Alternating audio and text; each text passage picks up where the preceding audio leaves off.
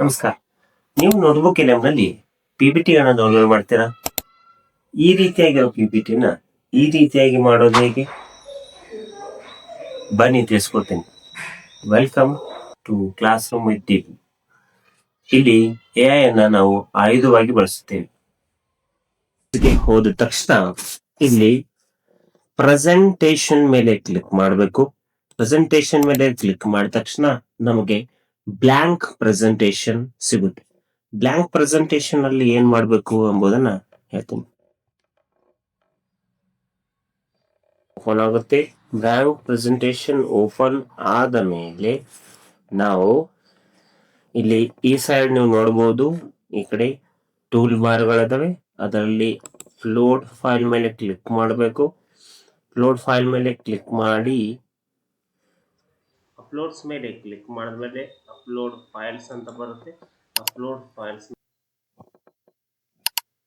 Uploads ಮೇಲೆ click ಮಾಡಿದ್ಮೇಲೆ upload files ಅಂತ ಬರುತ್ತೆ. ಅಪ್ಲೋಡ್ ಫೈಲ್ಸ್ ಮೇಲೆ ಕ್ಲಿಕ್ ಮಾಡಿ ಅಪ್ಲೋಡ್ ಫೈಲ್ಸ್ ಮೇಲೆ ಕ್ಲಿಕ್ ಮಾಡಿದಾಗ ನೀವು ಪಿಪಿಟಿ ಅಂದ್ರೆ ನೋಟ್ಬುಕ್ LM ನಲ್ಲಿ ಡೌನ್ಲೋಡ್ ಮಾಡಿದಂತಹ ಪಿಪಿಟಿಗಳನ್ನ ಅಥವಾ PDF ಗಳನ್ನ ಇಲ್ಲಿ ಓಪನ್ ಮಾಡಿ. ಇಲ್ಲಿ ಕ್ಲಿಕ್ ಅನ್ನು ಓಪನ್ ಮಾಡಿದ ತಕ್ಷಣ ನಿಮ್ಮ ಪಿಪಿಟಿ ಇಲ್ಲಿ ಬರುತ್ತೆ. ನಾನು ಆಲ್ರೆಡಿ ಆ ಪಿಪಿಟಿಗಳನ್ನ ಡೌನ್ಲೋಡ್ ಮಾಡ್ಕೊಂಡಿದ್ದೀನಿ. ಸೊ ಅದ್ರ ಮೇಲೆ ಇಲ್ಲಿ ನೋಡ್ಬೋದು, ನೀವು ಡಬಲ್ ಕ್ಲಿಕ್ ಮಾಡಿದ ತಕ್ಷಣ ಇಲ್ಲಿ ನಿಮಗೆ ಯಾವ್ಯಾವ ಸ್ಲೈಡ್ಸ್ ಎಲ್ಲ ಓಪನ್ ಆಗ್ತವೆ.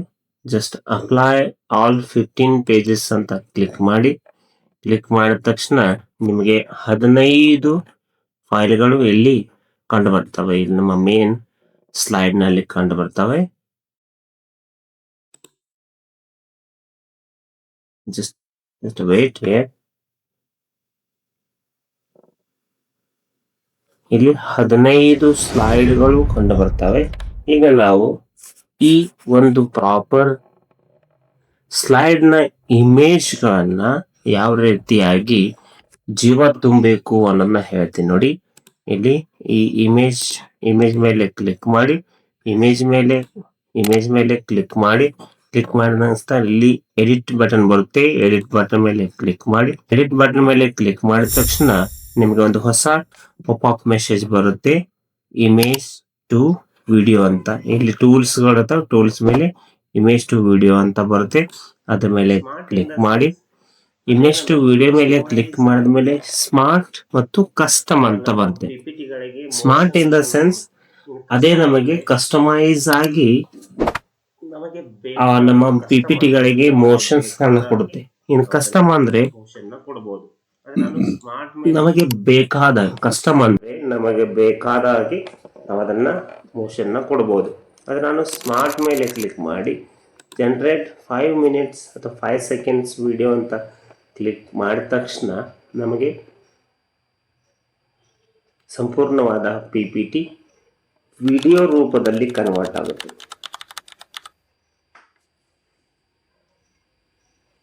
ಒಂದು ಪಿಪಿಟಿ ಈಗ ವಿಡಿಯೋ ಆಗಿ ಕನ್ವರ್ಟ್ ಆಗಿದೆ. ನೀವು ನೋಡಬಹುದು, ಇಲ್ಲಿ ಅದ್ಭುತವಾಗಿದೆ. ಇಲ್ಲಿ ನಾನು ಡನ್ ಬಟನ್ ಮಾಡಿ ನಾನು ನಿಮಗೆ ತೋರಿಸ್ತೀನಿ.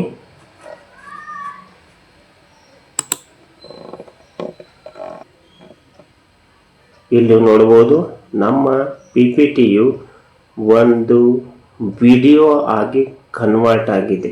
ಒಂದು ಸ್ಮಾಲ್ ಪಿಪಿಟಿ ವಿಡಿಯೋ ಆಗಿ ಕನ್ವರ್ಟ್ ಆಗಿದೆ.